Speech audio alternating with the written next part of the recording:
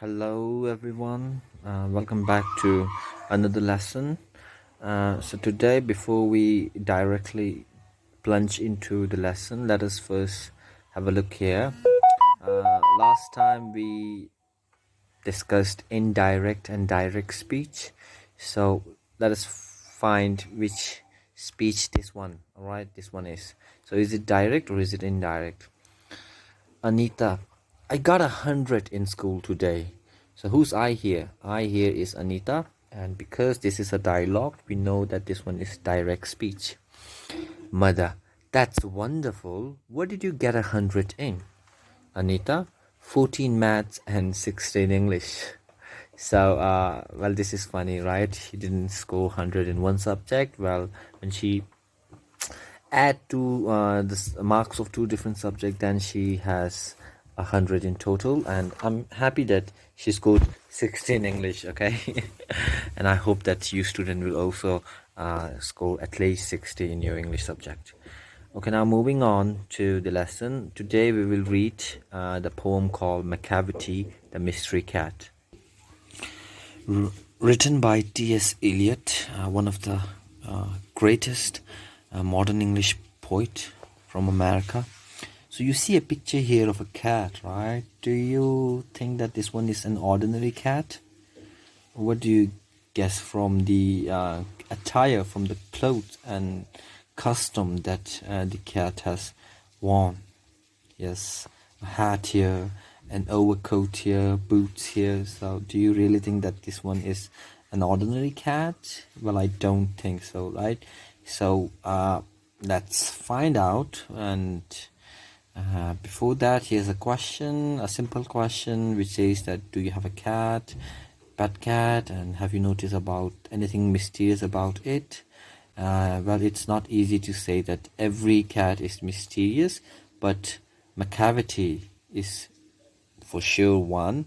And what makes him a perfect mystery cat? We will find that out after reading the poem.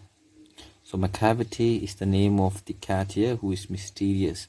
Mysterious means when you don't know something about a thing or a person. Like if you don't know much thing about me as a speaker or teacher here, and then I may be a mystery to you because you don't know me. You don't know me well. Okay, so when you don't know something well and when you cannot acquire much knowledge about them, then that thing becomes mysterious. Okay, now moving on. Macavity is a mystery cat. He's called the Hidden Paw, for he's the master criminal who can defy the law.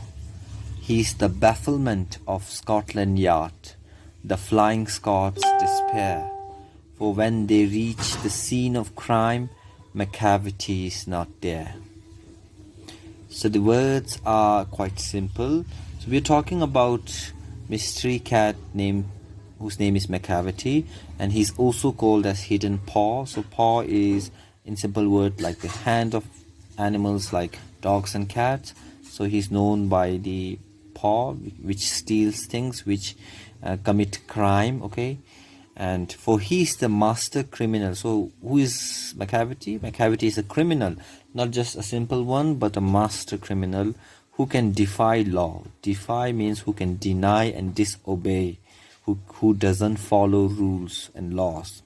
He's the bafflement of Scotland Yard. So Scotland Yard here refers to the headquarters of police, like the main office of police, and he creates confusion to them. Bafflement means confusion. And the Flying Scots despair. So Flying Scots are a group of police who works under the Scotland Yard, and he is a despair to them. Despair means a problem which makes you feel hopeless. Okay, because for when they reach the scene of crime, because he's a criminal, and when he plot a crime, and when they reach there, Macavity is not there to find. Macavity, there's no one like Macavity. He has broken every human law. He breaks the law of gravity. His powers of levitation would make a fakir stare. And when you reach the scene of crime, Macavity is not there. So what do we find here? We find that here they talk about the rare quality of Macavity, because there's no one else like Macavity. He has broken every human law. So whatever law and rule are there, he has broken all. And he also breaks the law of gravity. So gravity is the earth's pulling energy which pulls us down to ground. The gravity, I hope this is clear. His powers of levitation. So Macavity has a power which is of levitation. Levitation means he can float in the air without any support, and that would make a fakir stare. So a fakir, in simple words, will be a magician who can perform difficult magic. So even such magician would stare, would look at in surprise to the power of levitation of Macavity. And when you reach the scene of crime, Macavity is not there. Okay, simple words. You may seek him in the basement, you may look up in the air, but I'll tell you once and once again, Macavity is not there. So you may seek him means you may look for him, you may search him in the basement. So basement is like the underground room, or you may look up in the air, in the sky. But I'll tell you once and once again, Macavity is not there. He's not there because he's the master criminal who knows different magic like levitation. Macavity is a ginger cat. He's very tall and thin. You would know him if you saw him, for his eyes are sunken in. His brow is deeply lined with thought. His head is highly domed. So this particular stanza is a description of Macavity. So how does he look? He is a ginger cat. So he's a proper cat. He's very tall in height and thin. Okay, so it's not fat and muscular. You would know him if you saw him. Okay, because his eyes are sunken in. Sunken means his eyes are not. His eyes look as if it has not slept for many days. Sunk on a dim day or when there is a certain dig, like, should I say dig? Okay, so certain holes somewhere, so that's, you can call them sunken. Okay, his brow, so we're talking about the eyebrows, is deeply lined with thought. Okay, and his head is highly domed. So dome is like a figure of Taj Mahal's head. So here, like this one. So his head is like a dome shaped. And then his coat is dusty from neglect. His whiskers are uncombed. He sways his head from side to side with movements like a snake. And when you think he's half asleep, he's always wide awake. Now, the coat that he's wearing is dusty because of neglect. Neglect means when you don't pay much attention and care to something. His whiskers are uncombed. So whiskers, you might have probably seen in a cat, they have whiskers like this. Okay, so whiskers are uncombed. It's not properly combed. He sways his head. So sway means move. He moves his head from side to side with movement like snake.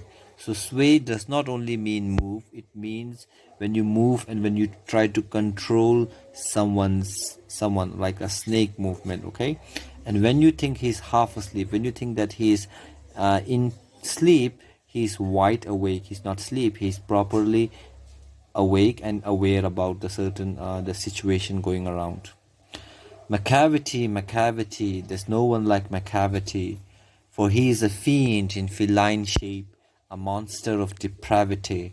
You may meet him in a by street, you may see him in the square, but when a crime's discovered, then Macavity is not there. T.S. Eliot. So in the last stanza, we find out that he's a fiend. Okay, he's a devil here. He's a demon in feline shape. Feline means related to cat. Okay, so he's a demon in cat's form and a monster of depravity. Depravity means when you lack moral values. or a monster of depravity. You may meet him in a by street, so you may meet him in a street which cross each other, or you may see him in a square. So square is a position where four different, or should I say, it creates a route there, right? Like this one here, so it's a road, and here we also have a road. So when these two cross, you can call it square. But when the crime is discovered, so when the Flying Scot and the Scotland Yard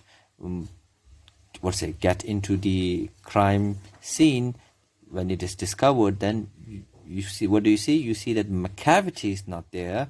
He has already left with his power of levitation.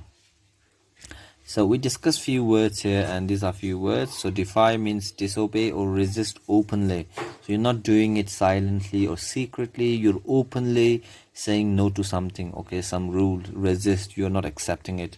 Scotland Yard, as we said, is a headquarter of London police force, okay. The exact word is used here by the author, by the poet. Flying Scot, a group of police or soldiers ready to move into action quickly, okay. It's like the sword which we usually watch in movies. Levitation is the power to float in the air without any support. Fiend here means devil, demon. Feline, as I said, relates to a cat. And depravity means moral corruption, which means the person doesn't have any morality, should I say, or should I say any good behaviors.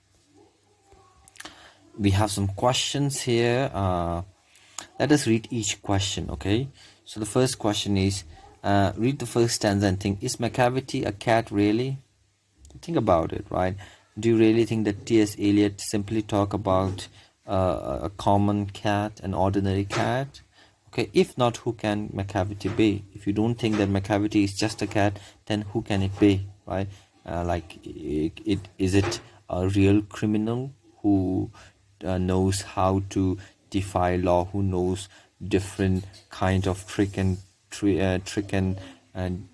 tips to deceive and run away from crime scene? Okay, so whatever you think, you can write here.